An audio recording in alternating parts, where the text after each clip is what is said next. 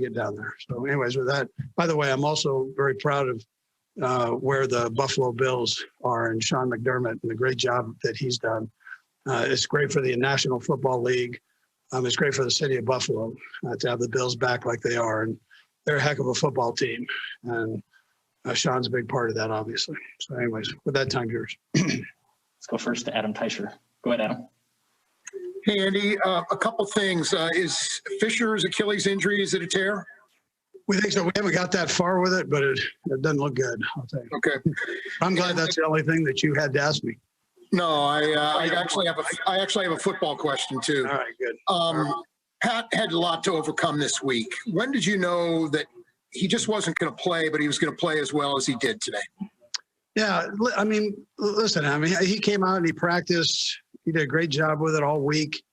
He was on a limited basis early with protocol that he was having to deal with.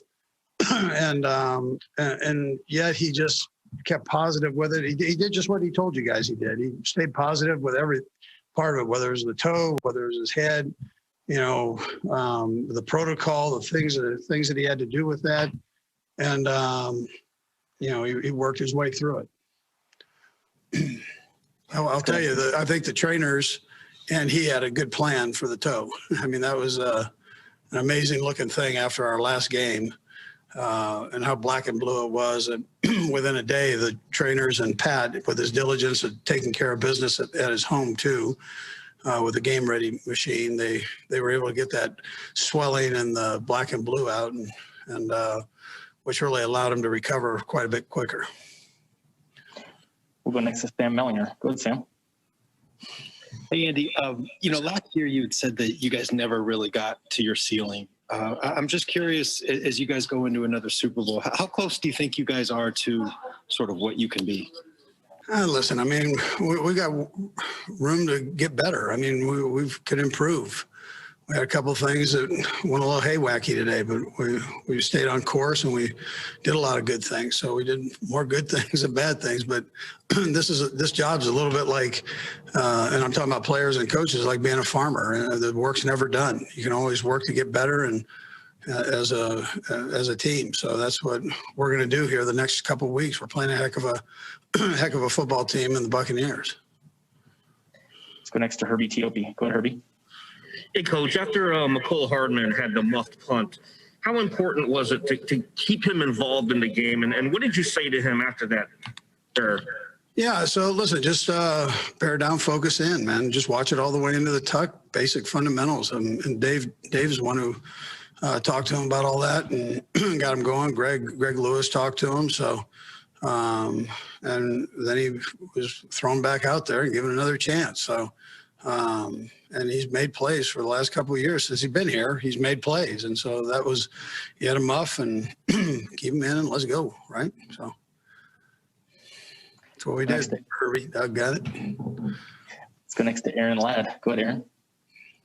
Coach, I mean, a crazy 2020 with the pandemic and an election on top of everything. Your locker room, the guys in there have offered a sense of normalcy to this city. Is there anything that you can kind of wrap your head around that and offer for that?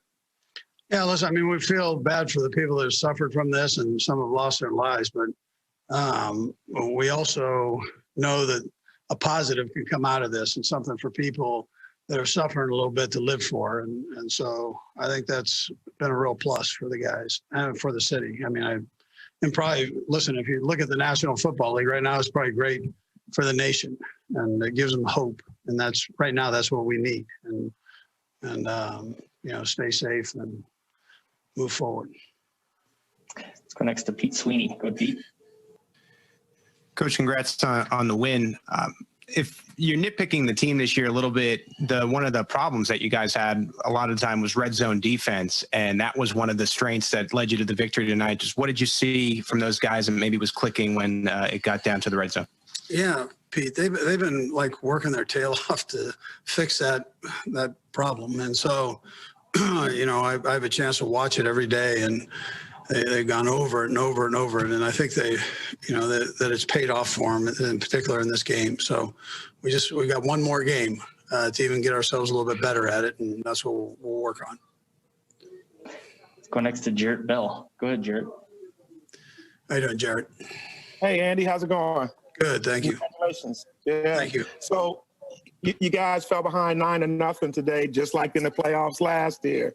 And you had a lot of, close calls the second half of the season. How are you feeling about the psyche of your team, the resilience when you get into these types of situations? Yeah, listen, I think everybody knows, or on our team at least, they trust that we can score quickly if needed. And I mean, we always want to score. That sounds bad. I mean, but we need to do that sooner. I'm telling you that as a coach. But I think everybody has confidence that if we get behind, we've got enough power there to get it right and try to fix whatever problems we've had and put points on the board. So, I'm proud of the guys for that resiliency that they have. And we were able to put a couple points on the board tonight, and it worked out okay. We'll go last two, Sam McDowell and Vahe. Go ahead, Sam. Hey, Andy. All right, Sam. I'm wondering, I realized that pretty quickly your focus.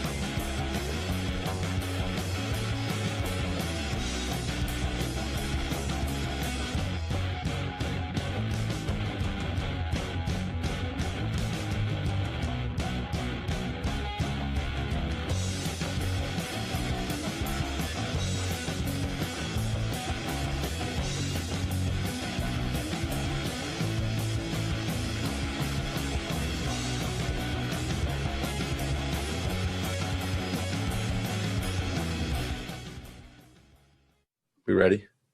Yeah, we got you, Coach. All right. Just want to start out. First of all, you got to give, Tampa, congratulate those guys on a tough football game. Kind of at a loss for words right now. It's just hard to have a lot to say about something that you were not prepared for. Had a lot of confidence in everything going into this game, and it hurts right now. I hurt for everybody involved. There's a lot of effort to even get to this point throughout the course of the season. So many people, but mostly, our players just being able to be resilient and deal with all the COVID stuff and everything else that's going on in the world, and for them to be able to focus and bring great energy and effort each and every day and continue to get better, to buy into the team concept. That's not always easy to do. And that's a special locker room. I love those guys. I love everything they bring. Like I said, I really hurt for those guys. Hurt for our fans, especially everybody that showed up today. You could feel the energy. But just